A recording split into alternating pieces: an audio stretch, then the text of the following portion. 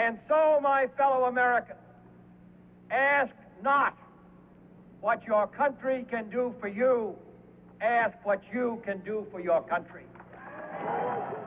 With these words, President John F. Kennedy set the stage for this executive order establishing the Peace Corps. This Corps will be a pool of trained men and women sent overseas by the United States government or through private institutions and organizations to help foreign countries meet their urgent needs for skilled manpower. It is our hope to have between 500 to 1,000 people in the field by the end of this year. We will send Americans abroad who are qualified to do a job.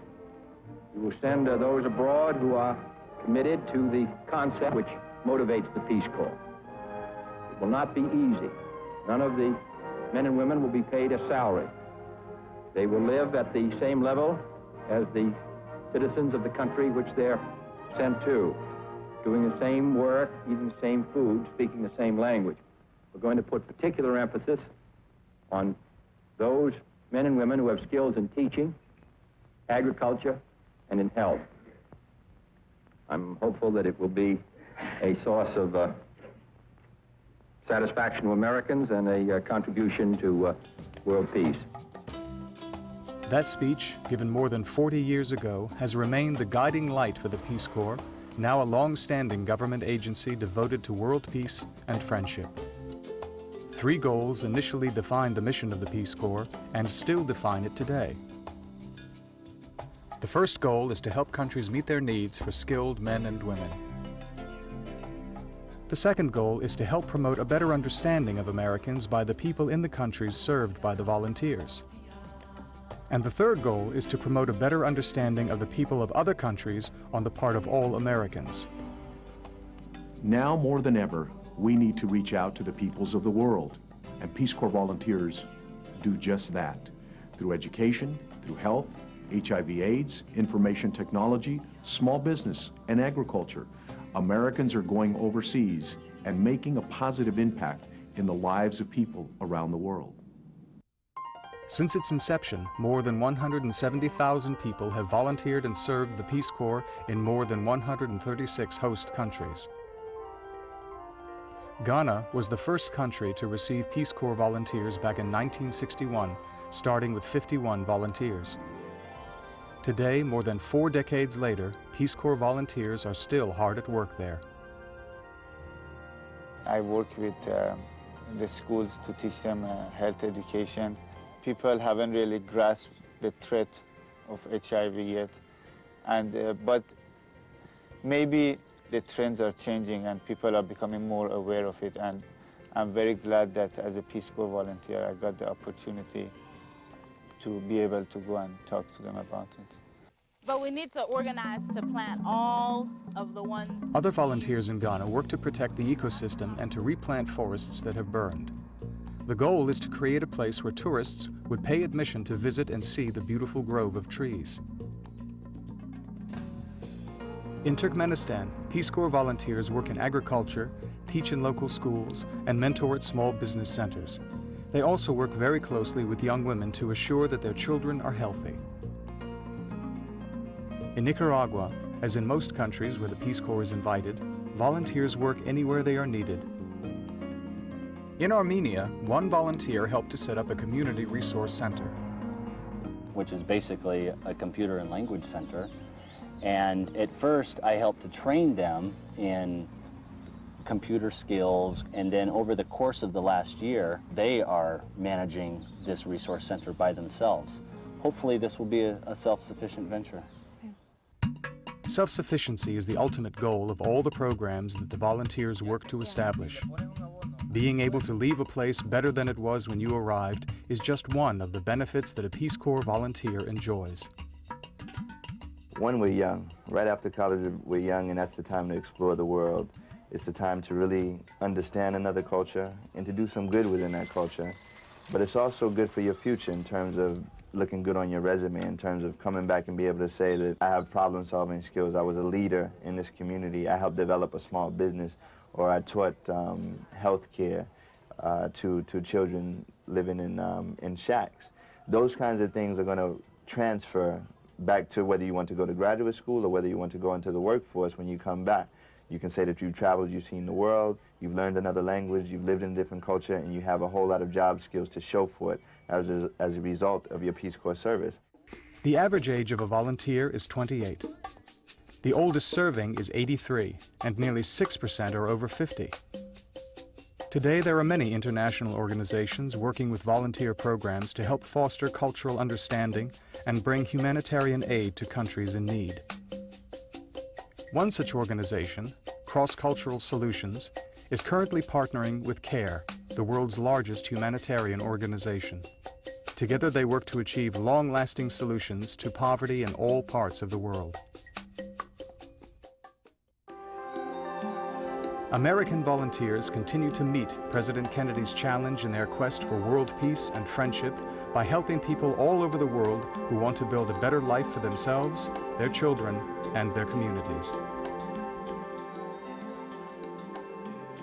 Why are organizations like the Peace Corps important to the United States' relationship with the rest of the world?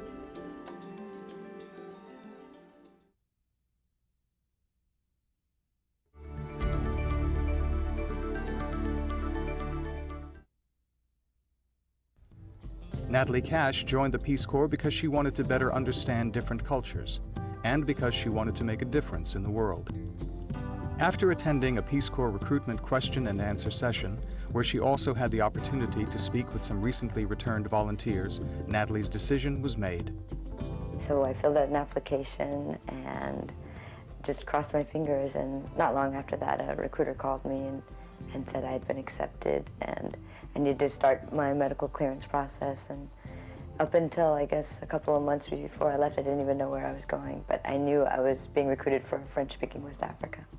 Natalie was happy to be assigned to a French-speaking country because she had minored in French in college. She ended up serving in Senegal, West Africa for 2.5 years. After 3 months at a training center just outside the capital, she was assigned to a village. My first year, I was an agricultural volunteer, and I worked with local farmers to increase the yields of their harvest.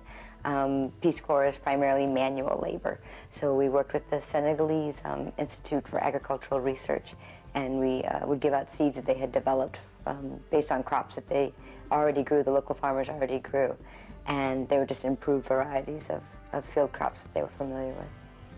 During her second year, Natalie served as a volunteer leader, a link between the Peace Corps administrators and the volunteers in the field. The highlight of her time in Senegal was a bicycle tour that she and 5 other volunteers organized. We organized a 7-day bike tour to support girls' education, and we rode through 2 of the regions, the poorest regions in Senegal, and stopped every morning in villages over 7 days and did presentations on girls' education, AIDS awareness, and family health. And it was a mixture of Senegalese high schoolers and Peace Corps volunteers, all women. And we rode our bikes in the morning and had the presentation in the afternoon. And we had national coverage, and it was very well received. For Natalie, the Peace Corps experience was greatly enhanced by the long-term relationship she established with her host family. Every volunteer is placed with a family while you're in training. And the woman who was supposed to be my Peace Corps host family mother was about 3 months younger than me. So we became more like sisters. And as I was leaving, she had a baby, and she named the baby after me. And we're in touch probably every 4 to 6 weeks by telephone. And yeah, she's like a sister now. For Natalie, it was almost as difficult to return to the United States as it was to adjust to Senegal when she arrived there. I guess I didn't expect how much we take for granted in the States. I remember coming back, like the thing that was the hardest for me to get used to was electricity, and just the amount and the quantity of electricity and the places you would find lights, in bookcases and in refrigerators. Whereas by that point, after 2 years in the service, I could see at night fine with just moonlight, and you would just walk in the dark. As her Peace Corps service came to an end, Natalie applied for the Foreign Service. She wants to continue the work she began, to find the common ground between Americans and people in other lands. Her advice to young people contemplating life as a Peace Corps volunteer?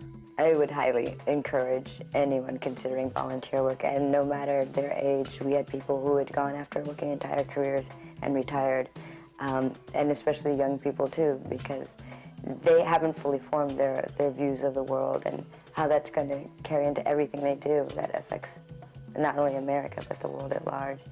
And I feel like there's so much you can contribute, whether you have the skills or know if you have the skills or not. It's a true test of yourself, and you do help. You may not feel at first that you've helped when you're at the end of your 2-year service, like, what have I really done? You know, will they remember me after I've gone? But they do, and it's an amazing experience. Would you want to become a candidate for the Peace Corps or a similar organization? Why? Or why not?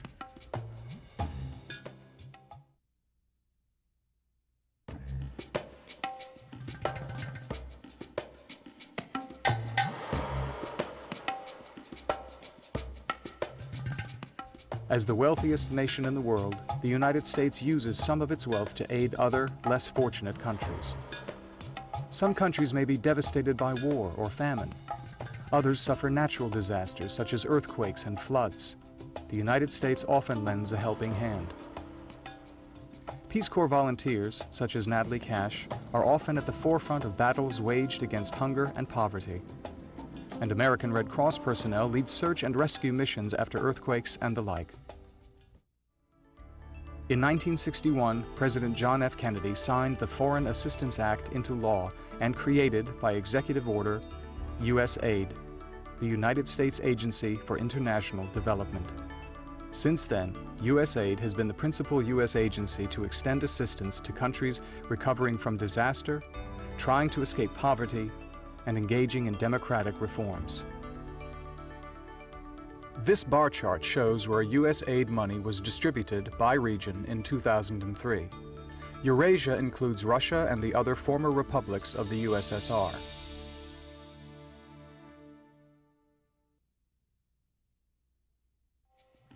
To what regions does most of USAID's money go? Why is it important for the United States to provide assistance to other countries?